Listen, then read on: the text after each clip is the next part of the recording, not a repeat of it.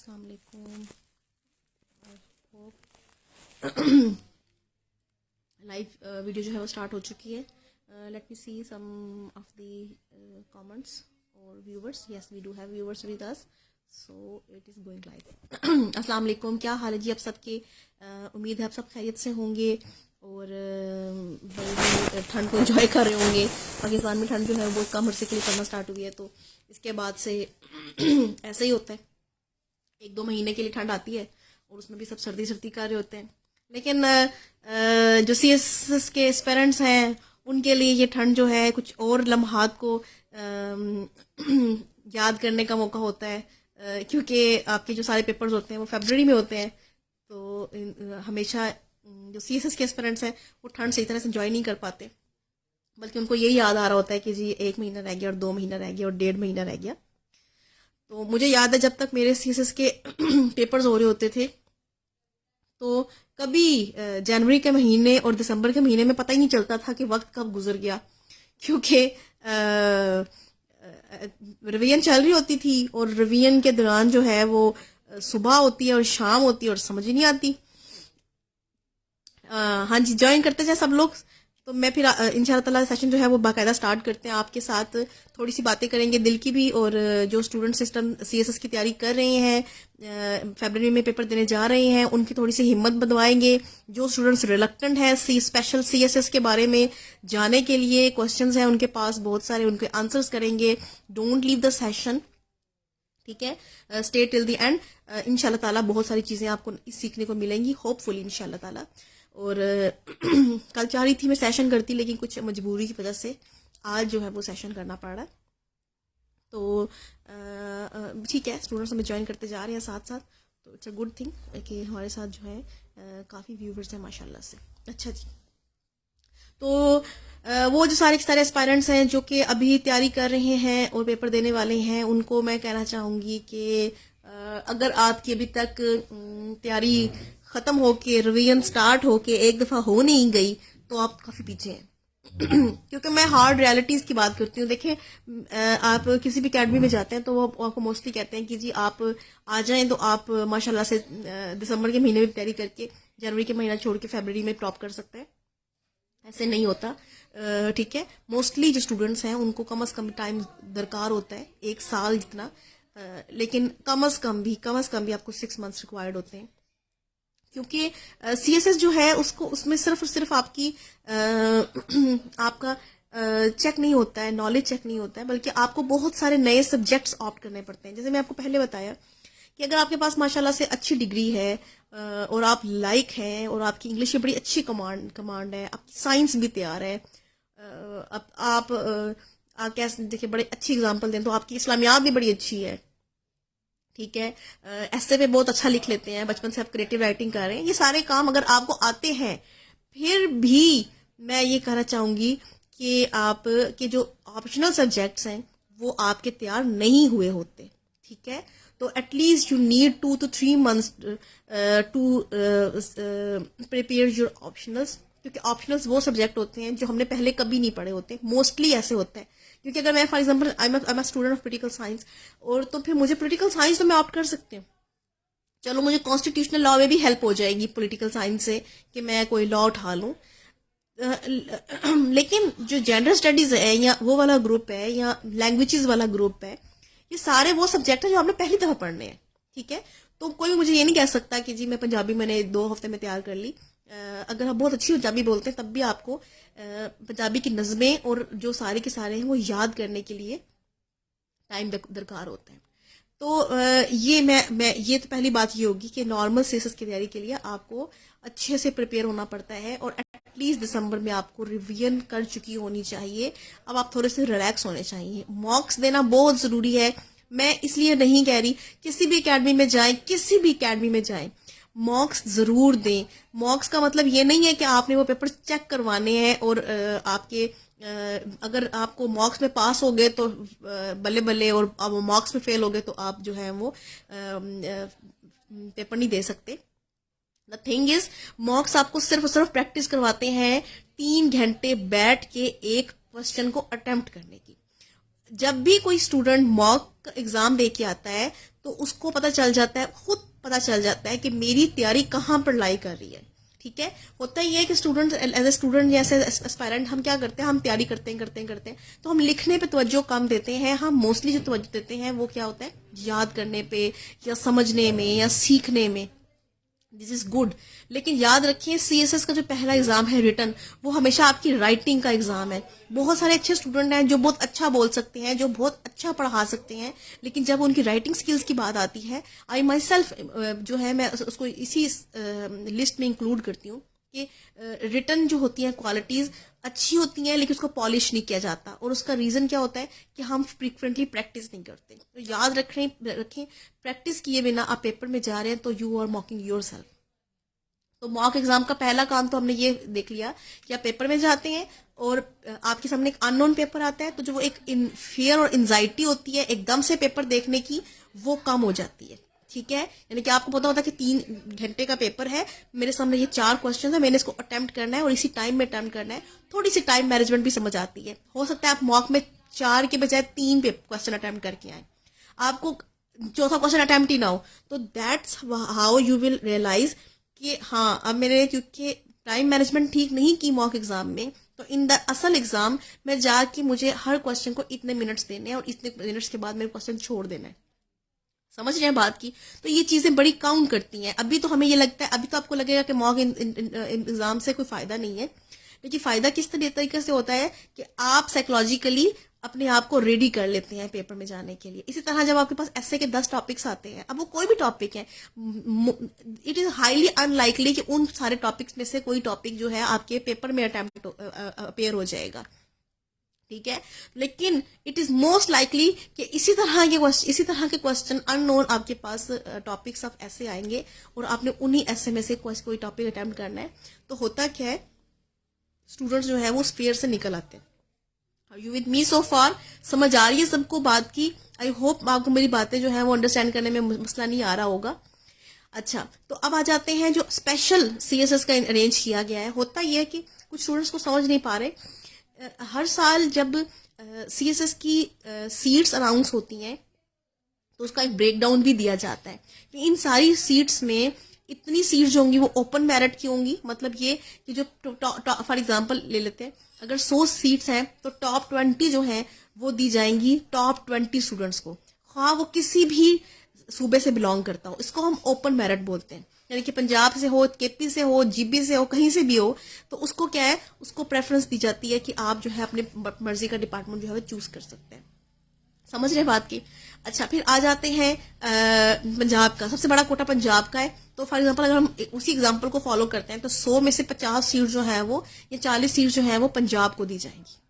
ठीक है, अब क्या होगा कि जो पंजाब के 40 लोग होंगे जिनका डोमिसाइल होगा पंजाब का, और वो क्या होंगे, वो टॉप 60 में लाई कर रहे हो, मतलब यानी कि टॉप जो 40 होगी पंजाब की लिस्ट उसमें लाई कर रहे होंगे, तो उनको उनकी मर्जी का डिपार्टमेंट मिल जाएगा। याद रखें, इट इज वेरी लाइकली कि आपने सीएसएस का रिटर्न भी पास कर लिया, आपने साइकोलॉजिकल भी पास कर लिया, इंटरव्यू भी पास कर लिया, और आप एलोकेट नहीं हुए। अब इसका मतलब क्या होता है एलोकेशन का ना होना, कि आपके लिए कोई सीट नहीं बची।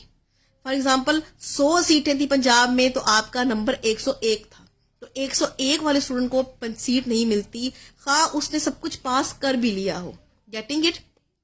अब होता क्या है, कुछ सूबों की या कुछ एरियाज की सीट्स ऐसी होती हैं कि सीट्स ज्यादा होती हैं लेकिन स्टूडेंट्स जो होते हैं वो क्वालिफाई नहीं कर पाते हैं, यानी कि ना तो वो रिटर्न में क्वालिफाई कर पाते हैं या फिर कुछ इंटरव्यूज में फेल हो जाते हैं। तो फॉर एग्जांपल मैं आपको देती हूँ कि पंजाब में जो माइनॉरिटीज की सीट है विमेन की, वो 5 सीटें हैं, लेकिन उस साल किसी विमेन जो माइनॉरिटी थी, जो फॉर एग्जांपल किसी भी नॉन मुस्लिम वुमन थी पंजाब से, उसने क्वालिफाई नहीं किया। तो इसका मतलब ये नहीं होता कि आप वहां पर वो पंजाब के किसी भी मुस्लिम लोग को दे सकते हैं सीट, वो सीट हमेशा नॉन मुस्लिम की ही रहेगी, माइनॉरिटी की रहेगी, तो वो सीट वैकेंट रहती है। Getting it? तो अब क्या होता है कि वो जो सारी सीट्स थी वो पाइल अप हो जाती हैं। फॉर एग्जांपल एक साल की सीट 2005 में सीट आई, फिर 6 में आई, फिर 7 में आई, फिर 8 में आई, वो हर साल वेकेंट रहते पाइल अप होती सीटें जो है वो 10-15 बन गई। ठीक है। इसी तरह हाँ, सिंध अर्बन में भी हुआ, सिंध रूरल में भी हुआ, एक्स फाटा वाले लोगों के साथ भी हुआ कि जो उनके कोटा की सीट्स थी उसके ऊपर स्टूडेंट्स क्वालिफाई नहीं कर पा रहे थे, as there were not enough students. तो वो सीट्स जो थी वो सारी की सारी खाली थी, और क्योंकि स्टैंडर्ड बहुत अच्छा था सीएसएस का और कंपटीशन बहुत ज्यादा था, तो क्या होता था कि स्टूडेंट्स फेल ज्यादा हो जाते थे। मैं आपको एक आम सी मिसाल देती हूँ। अगर मैं सीएसएस का पेपर चेक कर रही हूँ और मेरे सामने एक एक्स फाटा का स्टूडेंट आता है और एक पंजाब का स्टूडेंट आता है, ऑब्वियसली उन दोनों की लिखाई में बहुत फर्क होगा। ये मैं एक जनरल बात कर रही हूँ, कोई स्पेसिफाई नहीं कर रही। तो एक अच्छी यूनिवर्सिटी का पढ़ा हुआ स्टूडेंट, एक अच्छे आप कह सकते हैं इदारे का पढ़ा हुआ स्टूडेंट जो है, उसकी प्रिपरेशन में और एक ऐसे स्टूडेंट जो पसमानदा इलाके से ताल्लुक रखता है उसके अटेम्प्ट किए हुए क्वेश्चन में फर्क होगा। तो होता क्या है कि मोस्टली जो होते हैं वो मेरिट पे वो नहीं आ पाते हैं, वो फेल हो जाते हैं, पीछे रह जाते हैं। तो अब उसके लिए एफपीएससी ने ये ऐलान किया है कि वो एक स्पेशल सीएसएस, यानी कि जो गवर्नमेंट ऑफ पाकिस्तान है वो एक स्पेशल सीएसएस ऑर्गेनाइज करवा रहा है एफपीएससी के थ्रू। उसमें वो सारी वैकेंट सीट्स जो हैं उसके ऊपर compete करवाया जाएगा, लेकिन जो स्टूडेंट्स पंजाब से हैं यानी जिनकी सीट्स फिल्ड हैं उन लोगों को इस पूरे के पूरे मार्के से बाहर रखा गया है। तो सीएसएस का स्पेशल एग्जाम है, इट इज ओनली फॉर दो स्टूडेंट्स जिनकी सीट्स वैकेंट जा रही हैं, जैसे एक्सफाटा हो गया, जीबी हो गया, पंजाब की माइनॉरिटी हो गया, सिंध रूरल हो गया। तो अब जिस स्टूडेंट का, जिस पर्सन का डोमिसाइल मुतलका जो डोमिसाइल है उसके मुताबिक उसके जुमरे में आता है, तो he that person is eligible to qualify for the CSS special exam. Are you getting my point? अब आपको समझ आ गई होगी कि स्पेशल सीएसएस है क्या। बहुत सारे स्टूडेंट्स को समझ नहीं आ रही थी ये है क्या, हो क्यों रहा है, और हम क्यों नहीं अप्लाई कर सकते। पंजाब के स्टूडेंट मुझे मैसेज कर रहे थे मैडम हम क्यों नहीं अप्लाई कर सकते, और क्या इस सीएसएस से कुछ स्पेशल सीटें मिलेंगी। तो कुछ स्पेशल सीटें नहीं मिलेंगी, सीट्स वही होती हैं, लेकिन क्या होता है हमें पता नहीं होता कि यहाँ पर कोटा वाइज जो है वो माइनस होती जाती हैं, सीट वैकेंट होती जाती हैं। उन सीटों उन कोटास को मेन स्ट्रीम में लाने के लिए ये काम किया गया। ठीक हो गया, ये बात समझ आ गई। अच्छा, अब आप आ जाते हैं कि क्या इससे अटेम्प्ट काउंट होगी या नहीं होगी। तो सीएसएस जो एफपीएससी का इस टाइम आया है आपके सामने, जो रूल्स आए हैं उसमें ये लिखा गया है कि ये अटेम्प्ट काउंट नहीं होगी। ठीक है, तो it's a very golden chance for you, it's like a wild card entry. जिन स्टूडेंट्स की 3 अटेम्प्ट्स एग्जॉस्ट हो चुकी हैं उनको एक खुदा ताला की तरफ स्पेशल आप समझ लें वाइल्ड कार्ड एंट्री मिली है दोबारा से सीएसएस करके पाकिस्तान सर्विसेज ज्वाइन करने की। वो स्टूडेंट्स जो अभी बिल्कुल कोई अटेम्प्ट नहीं दिए हुए, एक अटेम्प्ट नहीं भी दी, उनके लिए तो बेहतरीन मौका है, जाएं और अच्छे से इसको अवेल करें। ठीक है, और उसके अलावा जो स्टूडेंट्स 1 या 2 अटेम्प्ट दे चुके हैं वो डर रहे हैं तीसरी अटेम्प्ट देने के लिए, उनके लिए बड़ा सही चांस है, क्योंकि अटेम्प्ट काउंट ही नहीं होनी है। आप आराम से जाएं, अटेम्प्ट करें, अगर फेल हो गए तो क्या है, अटेम्प्ट तक नहीं काउंट हो रही। तो it's a very very good chance, golden chance है, डोंट मिस इट। मेरे ऐसे स्टूडेंट्स, ऐसे कोलीग, ऐसे फ्रेंड्स भी हैं जिन्होंने मुझसे पूछा, मैंने कहा कि आप आंखें बंद करके चले जाएं, अगर आपने तैयारी नहीं भी की है तो आपको जाना जरूर चाहिए। एक तो आपकी अपनी स्किल्स टेस्ट हो जाएंगी, दूसरा लाइकलीहुड बहुत ज्यादा है, कंपटीशन कम है तो लाइकलीहुड बहुत ज्यादा है। समझ आ रही बात की? तो ये बात याद रखिएगा, सीट्स जो हैं वो कम होंगी, रेगुलर 1 से ज्यादा होंगी, ये तो डिपेंड करता है कि कितनी सीट्स वैकेंट है। ऑब्वियसली थोड़ी कम होंगी, जो नॉर्मल होती है उसमें तो तमाम सूबों का कोटा होता है, जबकि यहाँ पर सिर्फ और सिर्फ स्पेशल सूबों का कोटा है, तो सीट्स जो है वो नॉर्मल से कम होगी। गेटिंग इट बेटा जी, सबको समझ आ रही है? अच्छा अब आ जाते हैं कि हमें सीएसएस के, अब हमारे पास शॉर्ट टाइम है, ठीक है, मैं कौन से सब्जेक्ट सेलेक्ट करूं और किस सब्जेक्ट को प्रिपेयर करने में आसानी होगी। एक बहुत अच्छा काम जो एफपीएससी ने किया है वो ये है कि आपका सिलेबस, आपके ग्रुप, सब कुछ नॉर्मल सीएसएस जैसा है। तो इसका मतलब ये है कि अगर कोई स्टूडेंट पहले से सीएसएस की तैयारी कर रहा है तो उसको तो बड़ी आसानी है, कुछ चेंज नहीं करना पड़ेगा।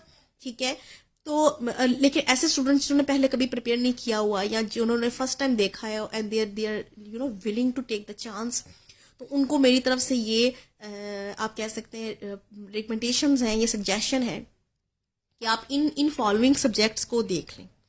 अच्छा, जैसे कि फॉर एग्जांपल आपके कंपलसरी से स्टार्ट करते हैं। कंपलसरी को प्रिपेयर करने के लिए जैसे आपने देखा इस साल किस तरह से पाक स्टडी को हिट किया गया है, किस कदर बुरे हालात में उसको रखा गया है। तो उसके कुछ रीज़न भी बताती जाती हूँ मैं साथ साथ, ठीक है। और उसके अलावा मैं आपको ना छोटे छोटे उसके टिप्स भी देती जाती हूँ, ये मेरा तरीका हो सकता है, ठीक है। फर्स्ट, आपने हमेशा एसे की तैयारी करनी है। अगर मई में पेपर्स आपके होने हैं तो मई तक आपको एटलीस्ट 10 एसेज लिखने हैं, एटलीस्ट मैं कह रही हूँ। मतलब क्या है सॉरी, होता क्या है कि स्टूडेंट्स कहते हैं जी कि हमें लगता है कि हम ये ऐसे अच्छा अटेम्प्ट कर सकते हैं कि पाकिस्तान में रिसोर्सेज तो बहुत है लेकिन बैडली मैनेज्ड है। बहुत अच्छा ऐसे का टॉपिक है, आप उसकी आउटलाइन बनाए बिना और उसका इंट्रोडक्शन पैराग्राफ लिखे बिना सोच भी नहीं सकते कि आप सीएसएस का पेपर अटेम्प्ट कर सकते हैं, ठीक है। अच्छा, अब बहुत से स्टूडेंट कहते हैं मैम हम अगर ऐसे लिखना शुरू करते हैं हमारा पूरा दिन गुजर जाता है, क्योंकि मैं ऐसे पढ़ाती हूँ तो मेरे पास ऐसी कंप्लेंट्स आती हैं। तरीका ये है कि आप ऐसे को एक महीने के अंदर 3-2 ऐसे लिखें, ज्यादा ना लिखें, लेकिन डेली के डेली पैराग्राफ्स लिखने की प्रैक्टिस करना शुरू कर दें। पूरा ऐसे ना लिखें ना, मैं आपको ये नहीं कहती कि आप एक दिन में बैठे और सुबह से लेकर शाम तक ऐसे ही लिखते रहें। पहले आपने सबसे इंपॉर्टेंट तैयारी करनी होती है इंट्रोडक्शन पैराग्राफ की। इंशाल्लाह ताला मैं कुछ दिन में इसके ऊपर भी एक सेशन रखूंगी फ्री ऑफ कॉस्ट आपको बताने के लिए।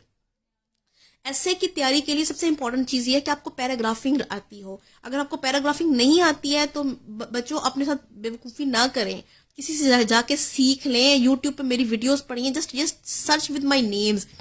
आप यूट्यूब पे जाके कुछ ना लिखें जवेरिया नईम, क्योंकि बाकी यूट्यूब के चैनल्स ने मेरी खुद ही जो है ना वीडियोस उठा उठा के लगाई हुई है। मैंने किसी को परमिशन नहीं दी, लेकिन मैं किसी को वो इंटिमिडेट भी नहीं करती। उसका तरीका ये होता है कि मैं कहती हूँ जितने लोगों तक पहुंच जाए अच्छी बात है। just write my name there on the YouTube and you will find plenty of videos जहां पर आपको ऐसे के ऊपर मैं गाइड कर रही हूँ। तो तरीका ये बेटा कि ऐसे की प्रैक्टिस करना शुरू करें, एक आउटलाइन और एक इंट्रोडक्शन पैराग्राफ। इसको इतना रगड़ा लगाएं कि एट दी एंड जब आप पेपर देने जाएं तो आपको मुश्किल लफ्ज, मुश्किल लफ्ज मतलब ये नहीं है कि बहुत ऐसे लफ्ज जो डिक्शनरी में भी ढूंढने से ना मिलते हो, बल्कि ऐसे वर्ड जो नॉर्मल इस्तेमाल होते हो। जैसे फॉर एग्जाम्पल आप किसी भी प्रोज एंड कॉन्स के ऊपर पेपर लिख रहे हैं या कॉजेस के ऊपर क्वेश्चन लिख रहे हैं और इफेक्ट्स के ऊपर लिख रहे हैं, तो आपको कॉजेस के 5-6 सिनोनिम आने चाहिए, इफेक्ट्स के 5-6 सिनोनिम आपके आने चाहिए, सिनोनिम्स आने चाहिए। सिनोनिम्स आने से क्या होगा, आपके क्वेश्चन, आपके वर्ड्स रिपीट नहीं होते। जब वर्ड्स रिपीट नहीं होते हैं तो टीचर जो है, जो एग्जामिनर होता है, वो इम्प्रेस होता है। याद रखें, ये साइकोलॉजिकल एक बात है, एक नेचर है इंसान की। जब इंसान एक वर्ड को 3 लाइनों में 2 दफा पढ़ लेता है तो वो उसे लगता है जैसे रिपीटेशन होना स्टार्ट हो गई है। ठीक हो गया अच्छा, उसके बाद आ जाते हैं, हाँ तो ऐसे के लिए आपको मैंने क्या एग्जांपल दी कि आपने सबसे पहले करना है तैयारी इंट्रोडक्शन पैराग्राफ की और आउटलाइन की। अगर आप मेरे नाम से सर्च करते हैं तो आपको मिल जाएगी। मेरा नाम है जवेरिया नईम, JAVERIANAEEM, ठीक है। इस नाम से आप कहीं भी सर्च करेंगे यूट्यूब पे आपको मिल जाएगा। इवन फेसबुक पे भी मेरी बहुत सारी वीडियोस पड़ी हैं। अच्छा, उसके बाद आगे चलते हैं। आपके दूसरा कौन सा सब्जेक्ट होता है, इंग्लिश का। अच्छा, इंग्लिश का तरीका, बेहतरीन तरीका बता रही हूँ आपको, और आपको मैं एक टिप बता रही हूँ। इंग्लिश के पेपर जो है ना, मोस्टली स्टूडेंट्स इसलिए फेल करते हैं क्योंकि वो समझते हैं कि ये इंग्लिश का पेपर है। अगर आप इंग्लिश का पेपर बोर्ड से पढ़े, उसका नाम है इंग्लिश पेपर जो है प्रेसी एंड कंपोजिशन है। यानी कि प्रेसी को पास किए बिना आप इंग्लिश का पेपर नहीं पास कर सकते। अगरचे प्रेसी 20-25 नंबर की होती है, लेकिन उसको पास करना मस्ट है। तो जब तक आप प्रेसी की तैयारी अच्छे से नहीं करते, आप प्रेसी को अच्छे से नहीं लिख के आते और स्टूडेंट अपने टीचर को कन्विंस नहीं करते कि I am a good English student, तब तक वो आपको पास नहीं करेगा। बाकी पेपर में आप जितनी मर्जी झंडे गाड़ लें, आप ये नहीं कर सकते। फॉर एग्जाम्पल, मैं अगर आप प्रेसी का पार्ट निकाल के 80 नंबर का पेपर है और मैं बहुत लाइक हूँ और मैं जी सारा पेपर फुल हल करके आई हूँ, तब भी मैं फेल हो जाऊंगी, क्योंकि प्रेसी पास करना लाजमी है। समझ आ रही बात की? तो ये वाले स्टूडेंट्स, बहुत सारे स्टूडेंट्स इसके ऊपर काम नहीं करते। वो कहते हैं जी हम पेरा वर्ड्स के रटे लगा लेंगे, हम एडजेक्टिव याद कर लें, और दूसरे जो होते हैं आपके इडियम्स याद कर लेंगे और हमारा पेपर हल हो जाएगा, ऐसे नहीं है। प्रेसी की तैयारी रोज के रोज करें। 2 लाइनें लिख के 1 लाइन बना दें, 3 लाइनें लिख के 1 लाइन बना दें, ये प्रेसी होती है। 1/3 करना होता है ना। अच्छा, फिर उसके बाद एक और इम्पोर्टेंट क्वेश्चन बात, अपनी प्रेसी किसी को चेक करवाएं और किसी किसी अच्छे टीचर को चेक करवाएं। ठीक है, जैसे फॉर एग्जाम्पल हम प्रिपेयर करते थे तो हमारा क्या तरीका होता था कि एक तो अपने टीचर को आपने चेक करवाना है, यानी कि उसको आपने दिखा दिया जी। दूसरा, मेरा जो अपना पर्सनल व्यू है वो ये है कि मेरे अच्छे कोलीग्स, आपके अच्छे कोलीग्स, अब मुझे नहीं पता कि बहुत सारे लोग स्टूडेंट लाइक भी होते हैं, कुछ जो होते हैं वो एवरेज स्टूडेंट्स भी होते हैं। तो मेरा तरीका ये होता था कि हम सारे फेलोज बैठ के एक ही टॉपिक के ऊपर प्रेसी लिखते थे, एक ही पैराग्राफ की, और उसके बाद हम एक दूसरे को कंपेयर करते थे और फिर हम देखते थे कि किसकी अच्छी लिखी गई है, किसने कौन सा वर्ड एक्स्ट्रा डाल दिया, किसने कौन सा वर्ड जो है वो नहीं डाला।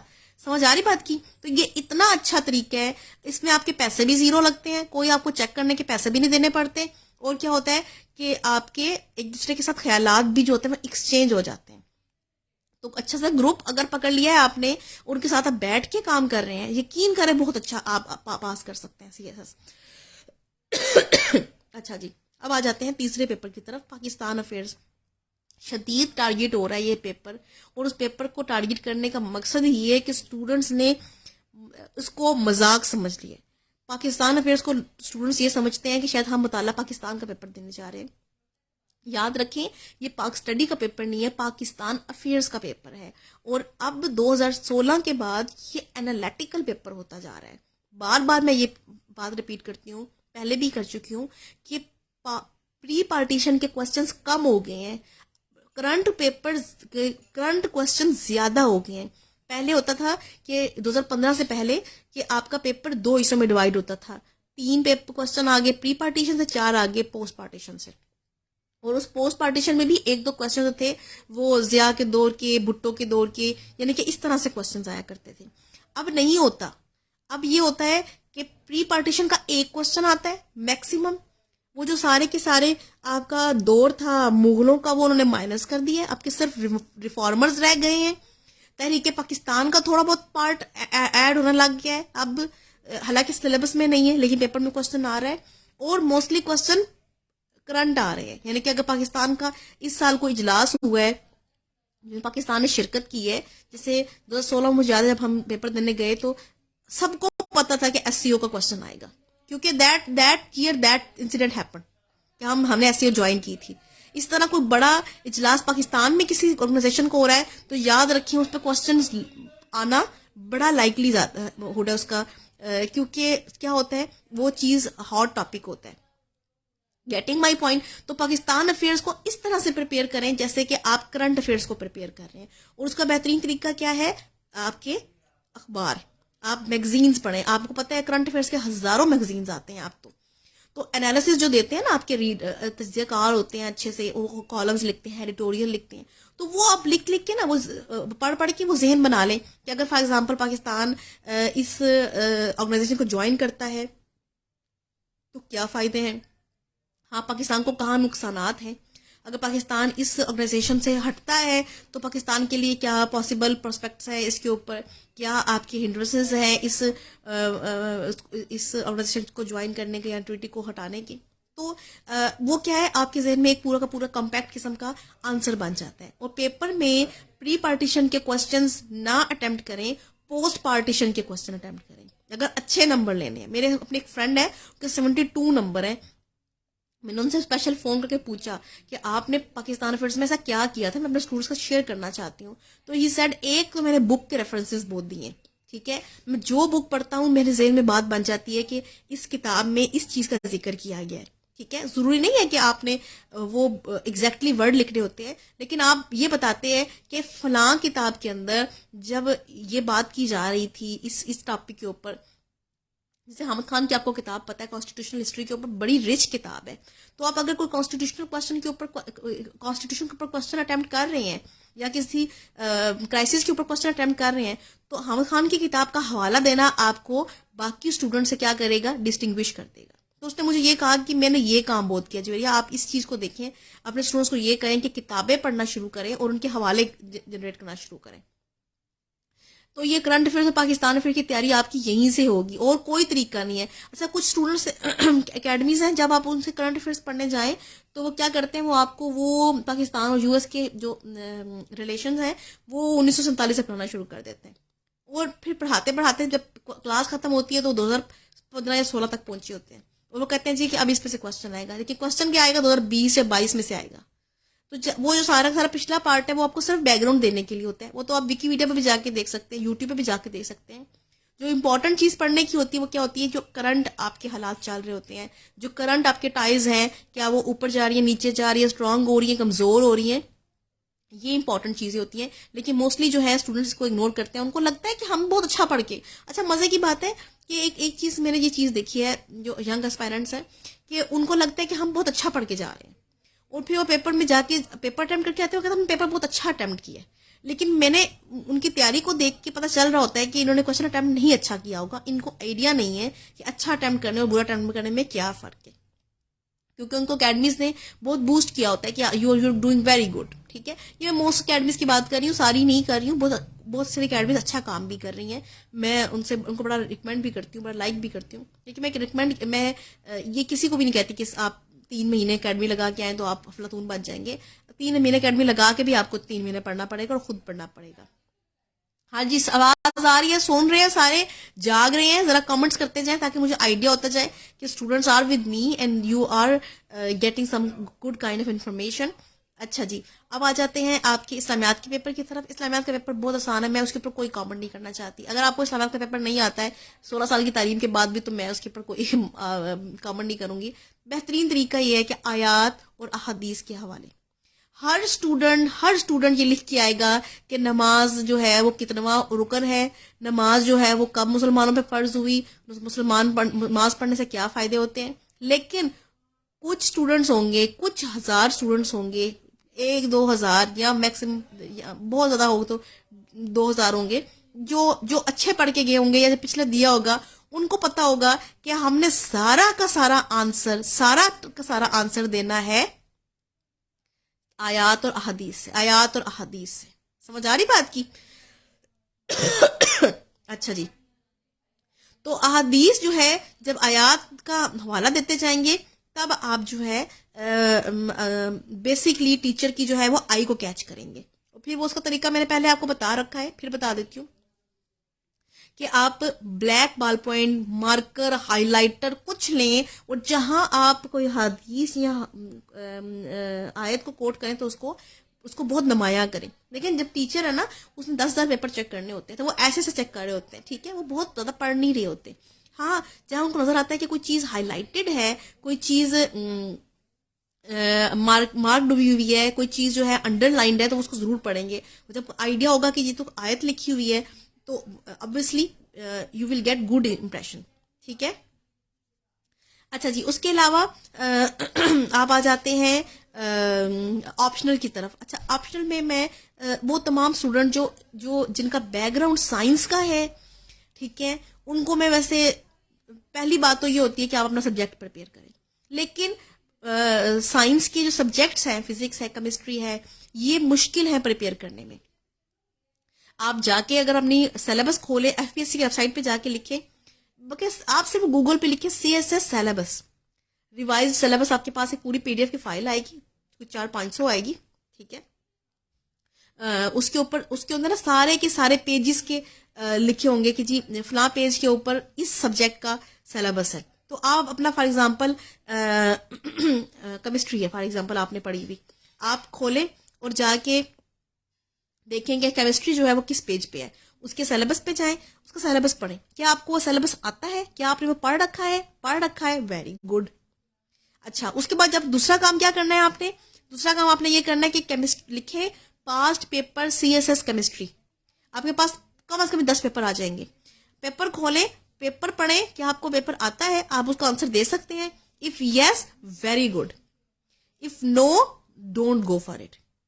समझ आ रही बात की? मार्क्स लेने के लिए आसानी है, लेकिन मैंने जितने स्टूडेंट से पता किया है, जो मेरे अपने फेलोज भी हैं, कि साइंस के पेपर मुश्किल आते हैं। एक दूसरा, साइंस के पेपर मार्क्स इतना जनरेट नहीं करते। अच्छा, कुछ ऐसे स्टूडेंट्स हैं जिन्होंने ऐसे सब्जेक्ट्स पढ़े हैं जिनके पास ऑप्शन ही नहीं है। अब केमिस्ट्री फिजिक्स तो बहुत आम सी चीज़ है ना। वो कंप्यूटर साइंस का स्टूडेंट है, तो वो कहता है कि मैडम अब कंप्यूटर साइंस इतनी मुश्किल है, हम क्या प्रिपेयर करें। बहुत सारे डॉक्टर होते हैं, इंजीनियर्स होते हैं, उनको समझ नहीं आ रही होती हम कौन सब्जेक्ट प्रिपेयर करें। तो मेरा जो रिकमेंडेशन होती है वो पोलिटिकल साइंस की होती है। अगर आप किसी अकेडमी में जाएंगे तो वो ऑब्वियसली आपको कहेगा कि आप IR पढ़ें, इंटरनेशनल रिलेशंस पढ़ें, लेकिन मैं उसके ऊपर बिल्कुल भी रिकमेंड नहीं करती स्टूडेंट्स को international relations. Being a teacher of political science, being a student of political science, I know that international relation is a part of political science, and if you do not know the ABC of political science, you can never get the gist of international relations. International relations assume करता है कि you have the priority knowledge of political science. तो अगर आपको political science की basic terminologies का नहीं पता है तो आप IR नहीं समझ सकते। दूसरी बात बेटा, एक और बात कि IR जो है ना वो डेवलपिंग स्टेज के ऊपर है। IR अभी खुद भी डेवलप हो रहा है, उसमें नई थेरीज का हर वक्त इजाफा होता जा रहा है। हर वक्त आप कोई पेपर देखें, अभी हम MPhil में क्योंकि IR की लेटेस्ट थेरीज पढ़ रहे थे तो उसमें आपको आइडिया होगा कि हर थेरी का एक काउंटर मौजूद है और there are lots of theories जो अभी इवॉल्व हो रही हैं। तो जो आपका टीचर है, जो पेपर सेटर है, वो अपने नजरिए से पेपर सेट करेगा। आप क्या करेंगे, आप अपने नजरिए से पेपर हल करेंगे। अब जो ऐसे स्टूडेंट्स हैं जिन्होंने पहले पॉलिटिकल साइंस पढ़ रखी है, उनके लिए तो IR आसान है, पेपर अटेम्प्ट करना भी। लेकिन जो स्टूडेंट अभी 6 माह में IR का प्रोफेसर बनने की कोशिश कर रहा है, वो नहीं बन सकेगा। उसके लिए पहले उसको पॉलिटिकल साइंस पढ़नी पड़ेगी, उसको बेसिक अंडरस्टैंडिंग जनरेट करनी पड़ेगी, उसके बाद वो पॉलिटिकल साइंस के साथ IR को रिलेट कर पाएगा। और फिर एक और बात, IR का और पॉलिटिकल साइंस का एक खास जॉर्गन है, ठीक है, हर सब्जेक्ट का होता है। अगर आप वो नहीं लिखते हैं तो टीचर आराम से समझ जाएगा कि आप जो है वो कोई नोवेस हैं, यहाँ पर आप नहीं इसको अंदर एडजस्ट हो पा रहे और आपने कहीं ना कहीं से बस रटे रुटे लगा के पेपर में अटेम्प्ट करने की कोशिश की है। याद रखें, एक बहुत बड़ा रीजन है IR में मार्क्स कम आने का, पेपर में फेल होने का। पिछले 5 साल में, पिछले साल हालात कुछ ठीक रहे हैं, इस साल भी बेहतर है, लेकिन जो हाई स्कोर है, जो हाई आप कह सकते हैं स्कोर जनरेट कर रहा है गुड सब्जेक्ट, वो पॉलिटिकल साइंस है। इजीएस्ट पेपर आता है, इजीएस्ट पेपर, और उसके अलावा इजीएस्ट आपके उसके आंसर्स होते हैं, वो पेट क्वेश्चंस है, पेट आंसर्स हैं। अभी हमारा पॉलिटिकल साइंस का बल्कि कोर्स अनाउंस भी हो गया, इंशाल्लाह अगले माह से हम कोर्स स्टार्ट भी करेंगे। तो वो 2 माह का कोर्स है, उसमें आपको बेहतरीन किस्म का political science for the CSS and PMS सब क्लियर हो जाएगा इंशाल्लाह। तो if you want to register for that subject that course, you can always message here. आप मैसेज करके पूछ सकते हैं एडमिन से, वो आपको सारा गाइड वगैरह कर देंगे ग्रुप के ऊपर, ये कि उसका प्रोसेस क्या है। तो वो 2 मंथ का कोर्स है, यकीन करें आपके लिए पॉलिटिकल साइंस आपको, अगर आप बिल्कुल ऐसे हैं जिनको पॉलिटिकल साइंस का P भी नहीं आता है, तब भी आपको इंशाल्लाह ताला पेपर देने के आप काबिल हो जाएंगे। अच्छा, इसके अलावा जो सब्जेक्ट्स मैं आपको रिकमेंड करूंगी वो है आपकी कोई ना कोई लैंग्वेज, ठीक है।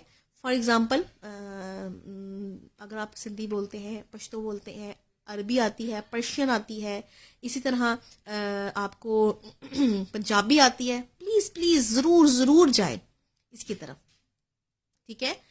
मैंने कि फॉर एग्जांपल आपको किसी भी लैंग्वेज में लिखना और बोलना आता है, 2 काम, यकीन करें आप जरूर जाए इसमें। मार्क्स बहुत देती है, प्लस क्योंकि लैंग्वेज को सपोर्ट करते हैं, अपनी लैंग्वेज में लिखना और समझना और बात करना भी आसान होता है। जैसे मेरी सब्जेक्ट पंजाबी है, मैं पंजाबी बोल भी लेती हूँ, लिख भी लेती हूँ। लिखना इसलिए आसान था क्योंकि उर्दू जैसी ही है, रस्मुल खत वही है। और मजे की बात यह है कि आप जब पंजाबी में जब रज़्में और वो कहानियां पढ़ते हैं और आपको पंजाब की लोक दास्तानें और उसकी जो धरती की पुरानी बातें वो समझ आती हैं, तो आप इस नॉलेज को कहीं ना कहीं यूज भी कर सकते हैं। समझ आ रही बात आपकी? ये बहुत इंपॉर्टेंट है कि आप जहां रहते हैं आपको उसकी तारीख के बारे में कुछ ना कुछ पता हो। ये मेरा अपना भी एक तजिया है। अच्छा, इस तरह अगर आपको लैंग्वेजेस नहीं आती तो you can always opt journalism, बड़ा अच्छा सब्जेक्ट है, बड़ा नॉर्मल सब्जेक्ट है। सोशियोलॉजी एक आम सब्जेक्ट है, बहुत मुश्किल नहीं है। अगर आपको पॉलिटिकल साइंस के फिलोसफर्स थोड़े पसंद हैं तो आपके लिए सोशियोलॉजी बड़ा अच्छा सब्जेक्ट है। इसी तरह साइकोलॉजी है, लोग उसको रख लेते हैं, लेकिन मैं इसलिए रिकमेंड नहीं करती क्योंकि मैंने देखा है कि साइकोलॉजी के पेपर बहुत मुश्किल आ रहे हैं। 2015 के बाद की बात कर रही हूँ, प्लस सिलेबस बहुत ज़्यादा है। 2015 से पहले साइकोलॉजी 200 मार्क्स का था, अब ये 100 का हो गया, और जो 200 मार्क्स के सिलेबस था उसको प्लस करके 100 का कर दिया गया। समझ आ रही बात की?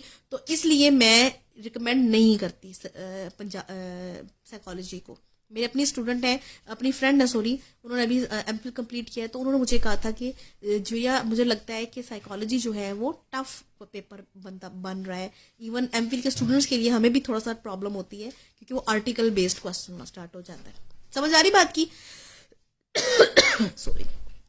अच्छा, इस तरह कुछ स्टूडेंट्स पॉलिटिकल साइंस के साथ कॉन्स्टिट्यूशनल लॉ रखना चाहते हैं, अच्छा सब्जेक्ट है, रिकमेंड करती हूँ मैं उसको, लेकिन एवरेज स्कोरिंग है, बहुत हाई स्कोरिंग नहीं है। हाई स्कोरिंग के लिए जाना है तो आप इंटरनेशनल लॉ रख सकते हैं, थोड़ा सा बीच में थोड़ा सा ये शॉर्ट टाइम के लिए एवरेज स्कोर ये है, लेकिन इंटरनेशनल लॉ अच्छा सब्जेक्ट है, आप अच्छे से प्रिपेयर करें तो आपको हाई मार्क्स देता है। क्रिमिनोलॉजी बड़ा अच्छा सब्जेक्ट है, बड़ा सिंपल सब्जेक्ट है, बहुत अच्छे नंबर देता है। इवन आपकी जो क्रिमिनोलॉजी का पार्ट 1 होता है ना एमसीक्यूज बेस्ड, वो तो आप बिल्कुल अपनी तैयारी के अंदर से ही 20 नंबर ले सकते हैं। इसी तरह जेंडर स्टडीज एक बहुत अच्छा सब्जेक्ट है। If you have good writing expression, आप अच्छा लिख सकते हैं, तो आपके लिए जेंडर स्टडीज बहुत अच्छा सब्जेक्ट है।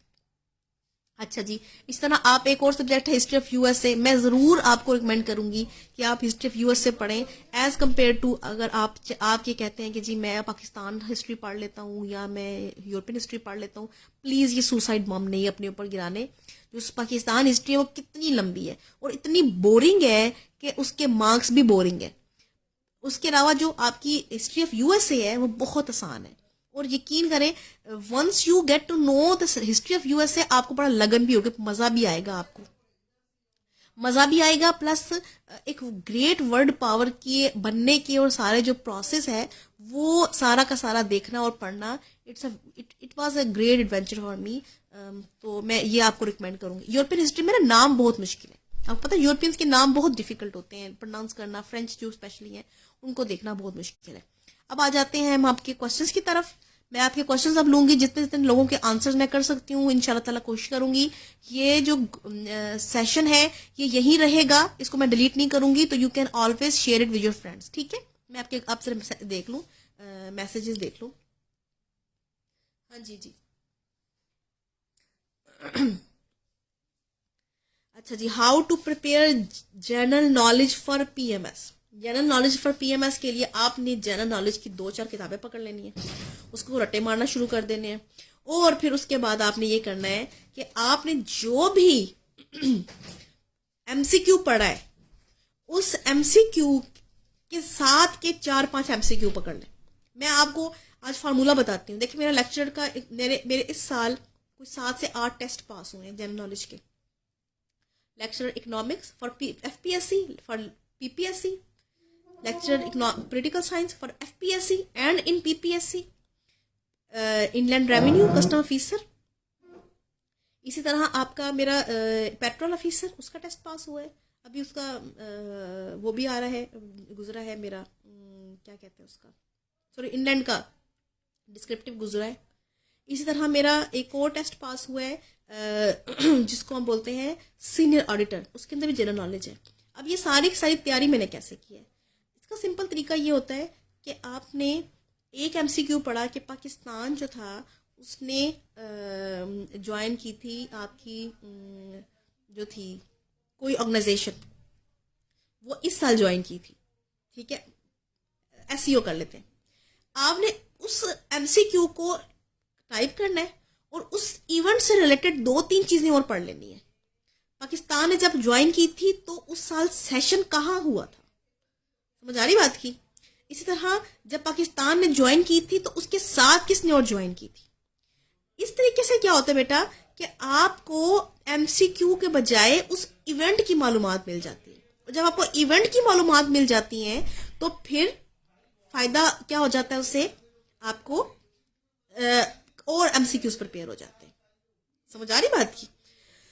फॉर एग्जाम्पल आ जाए कि वर्ल्ड का लार्जेस्ट सी कौन सा है, तो आप उसके साथ साथ बाकी चीज़ें भी देख लें कि फ्रेश वाटर जो है उसकी लेक, एक सॉल्ट वाटर होती है, लेक होती है, वो कौन सी है लार्जेस्ट।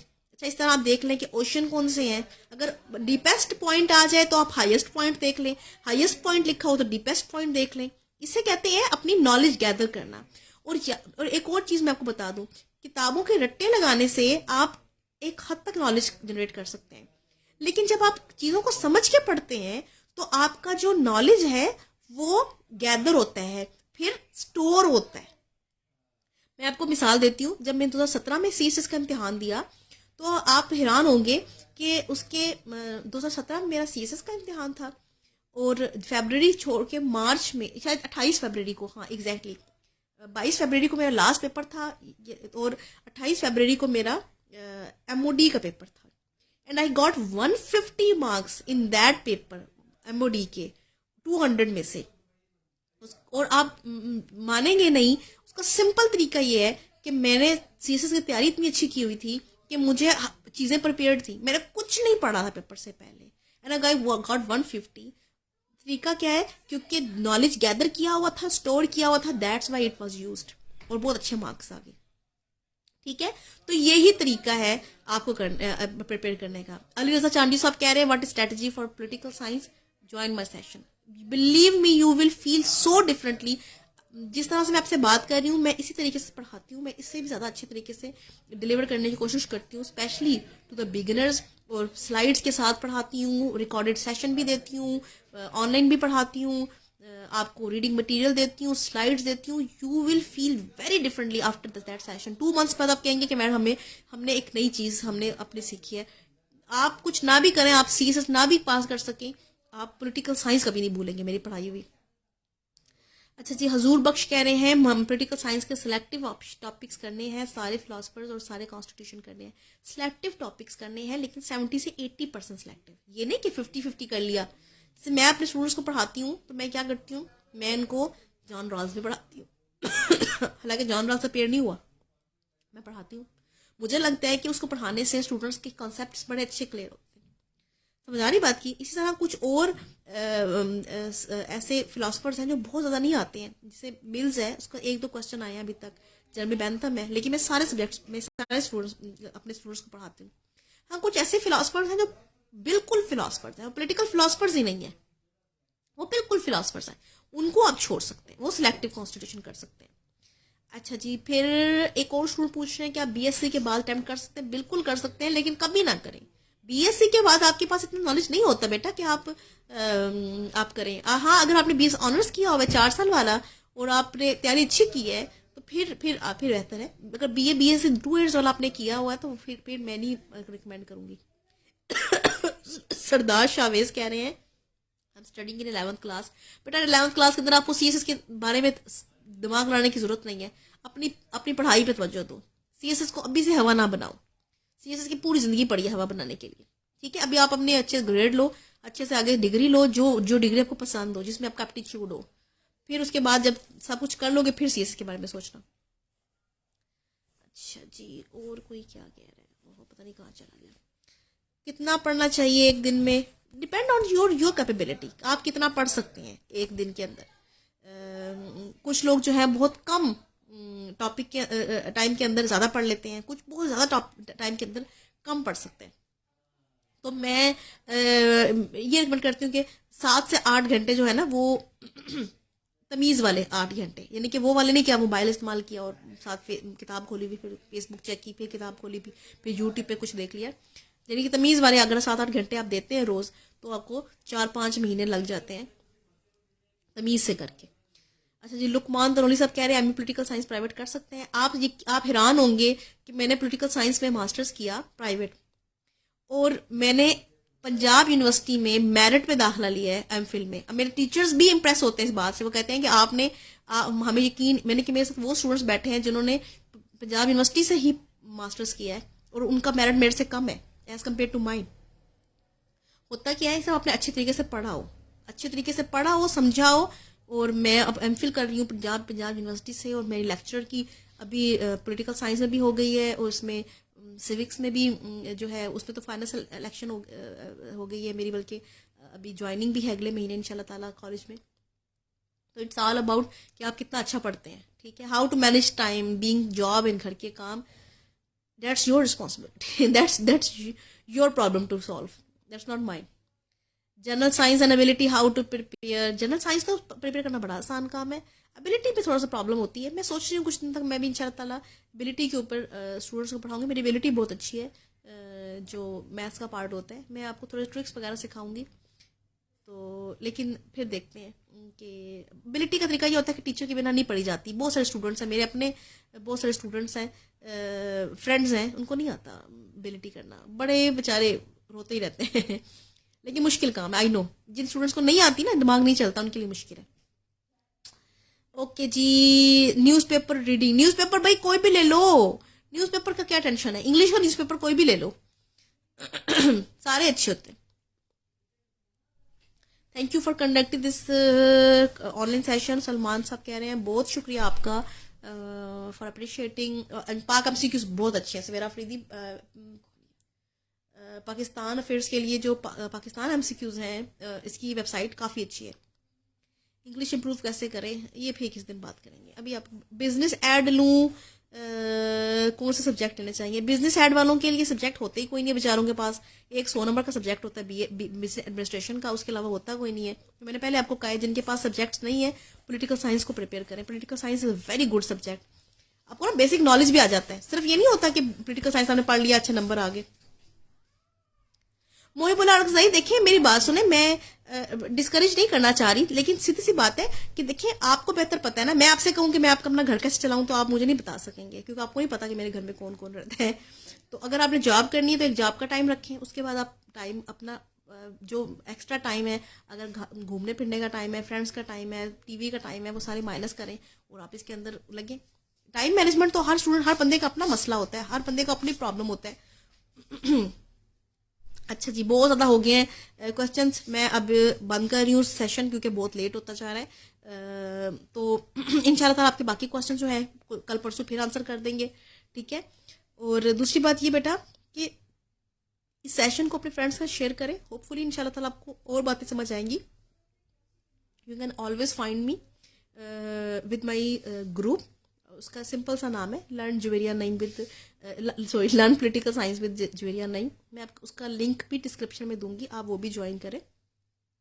और उसके अलावा ये बात याद रखें कि जो हमारा नेक्स्ट मंथ सेशन स्टार्ट हो रहा है, तो आप उसके अंदर अगर अपने आप को रजिस्टर करवा लेते हैं, एक तो वो इजी इंस्टॉलमेंट्स के ऊपर आपको प्रोवाइड करेगा, ठीक है। यानी कि फॉर एग्जांपल जनवरी और फरवरी 2 महीने का सेशन है, तो जो उसकी फ़ीस है वो 2 हिस्सों में डिवाइड हो जाएगी, तो आपको पे करने में बड़ी आसानी रहेगी। प्लस इंशाल्लाह ताला आपको उस सेशन के बाद रीडिंग मटेरियल, नोट्स, आपके क्वेश्चंस के आंसर्स जो रिपीटेड हैं, इसके अलावा आपको स्लाइड्स, हर चीज़ प्रोवाइड की जाएगी। इवन जो आपके जो सेशन कंप्लीट हो जाएगा, जो हो जाता है, जब मैं ऑनलाइन पढ़ा चुकी होती हूँ तो मैं आपको रिकॉर्डेड फॉर्म में भी वो दे देती हूँ। यानी कि आप किसी टाइम में बाद में भी उसको, मेरे जो 4 साल पुराने स्टूडेंट हैं, 4 साल पुराने, वो भी आज अपने उस ड्राइव पे जाते हैं और उस उधर से दोबारा से अपना सेशन जो है या अपना जो लेक्चर है वो दोबारा से ले सकते हैं।